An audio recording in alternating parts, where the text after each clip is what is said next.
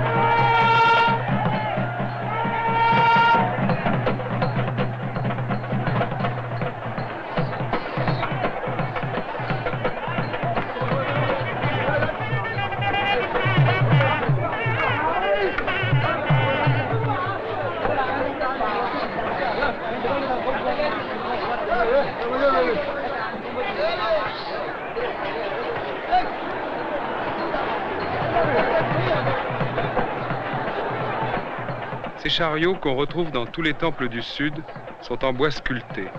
Extrêmement lourds, très peu maniables, ils n'ont ni frein ni direction. Ils n'ont pas d'âge non plus. On ne les a pas changés depuis des siècles. On remplace les pièces usées au fur et à mesure. À l'intérieur du chariot se trouvent des prêtres. Chaque fois qu'on s'arrête, ils bénissent les offrandes qu'on leur monte dans des paniers, des noix de coco et toutes sortes de fruits.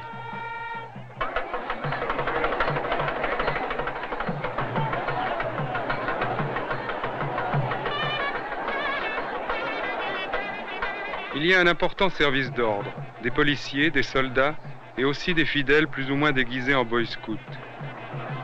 Depuis les étages des maisons, on arrose le cortège de trompes d'eau.